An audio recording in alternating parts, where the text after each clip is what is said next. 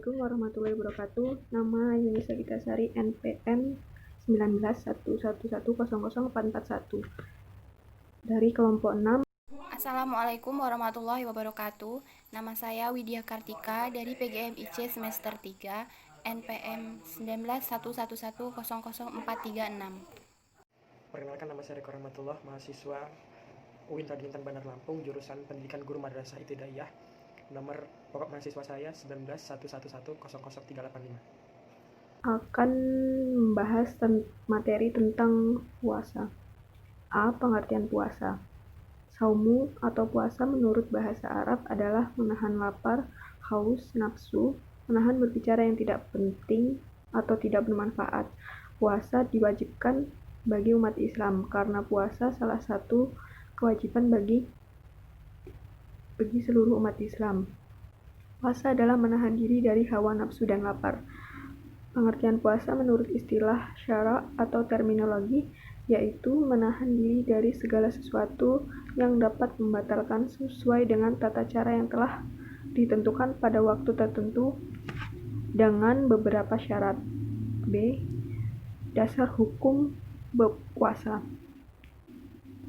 Pada bulan Ramadan, Allah Subhanahu wa Ta'ala mewajibkan pada umatnya untuk menjalankan ibadah puasa, sebagaimana dalam firman Allah Subhanahu wa Ta'ala surat Al-Baqarah ayat 183 yang berbunyi, Bismillahirrahmanirrahim.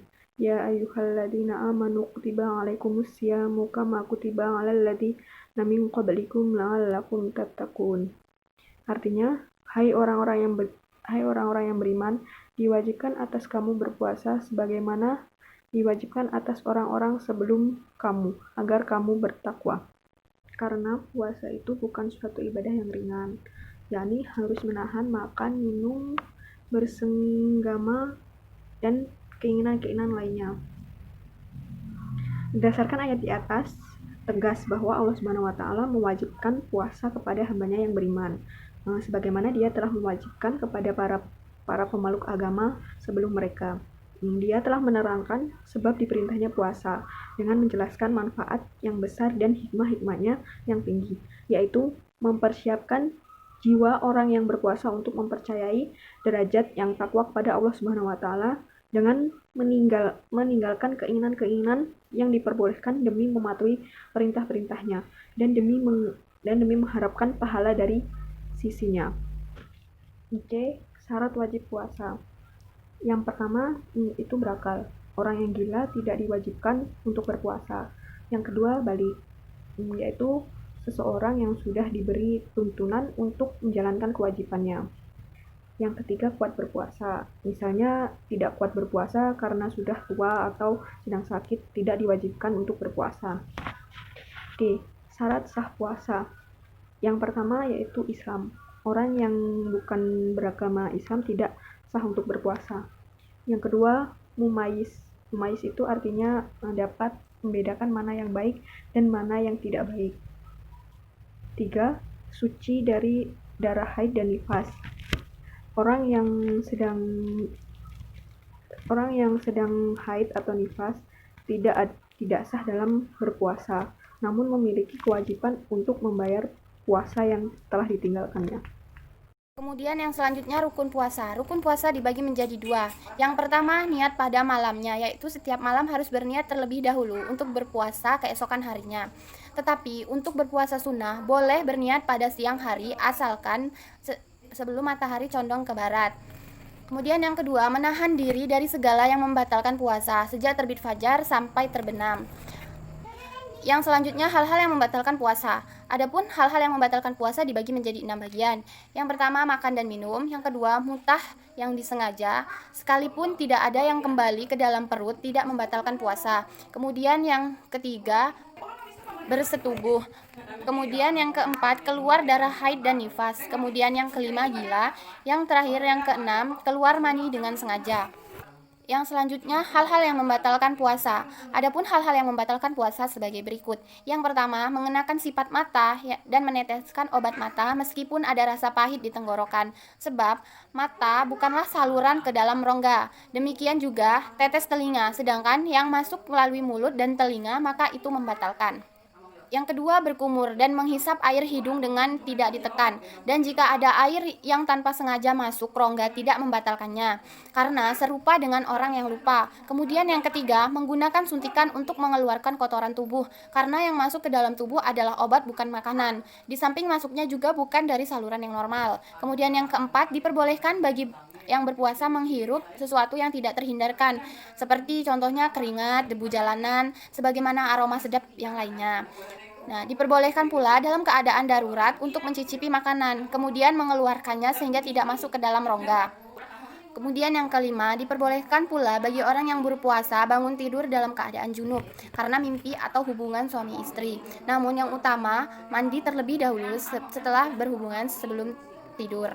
Kemudian yang keenam, diperbolehkan meneruskan makan sehingga terbit fajar, dan ketika sudah terbit fajar dan masih ada makanan di mulut, maka harus dikeluarkan. Jika demikian, sah puasanya. Namun, jika dengan sengaja ia telah yang ada di mulutnya, maka batal puasanya.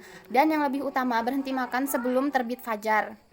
Kemudian yang selanjutnya, orang yang diperbolehkan tidak berpuasa. Adapun golongan orang yang diwajibkan puasa yang tidak diwajibkan puasa seperti orang tua yang sudah lemah, kemudian orang yang hamil dan orang yang sedang menyusui, kemudian orang yang sakit dan tidak kuat berpuasa, kemudian orang yang dalam perjalanan jauh. Hal ini sesuai dengan firman Allah Subhanahu wa taala sebagai berikut.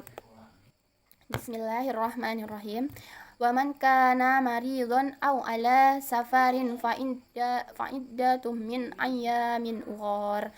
Yang artinya, dan barang siapa sakit atau dalam perjalanan atau lalu ia berbuka, maka wajiblah baginya berpuasa sebanyak hari yang ditinggalkannya itu pada hari-hari yang lain. US Al-Baqarah ayat 185. Selanjutnya ada orang-orang yang diperbolehkan untuk tidak berpuasa. Yang pertama itu ada orang tua yang sudah lemah, yang kedua ada orang hamil dan orang yang sedang menyusui. Yang ketiga ada orang yang sakit dan tidak kuat untuk berpuasa. Yang keempat, orang yang dalam perjalanan jauh. Hal ini sesuai dengan firman Allah Subhanahu wa taala yang bunyinya wa man kana maridun aw ala safarin fa iddatum min ayyamin akhar. Yang artinya, dan barang siapa sakit atau dalam perjalanan lalu ia berbuka, maka wajib baginya berpuasa sebanyak hari yang ditinggalkannya itu pada hari yang lain. Selanjutnya ada sunnah puasa. Sunnah puasa yaitu yang pertama ada gerakan berbuka puasa apabila telah nyata dan yakin bahwa matahari sudah terbenam, atau ditandai dengan suara azan maghrib yang dikumandangkan di masjid sekitar lingkungan kita. Yang kedua ada berbuka dengan kurma atau sesuatu yang manis atau air. Yang ketiga berdoa sebelum berbuka puasa. Yang keempat makan sahur sesudah tengah malam, dimaksudkan untuk menambah kekuatan berpuasa keesokan harinya.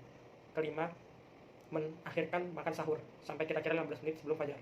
Yang keenam, memberi makan untuk orang lain berbuka puasa. Yang ketujuh, hendaklah memperbanyak sedekah. Yang kedelapan, memperbanyak membaca Al-Quran.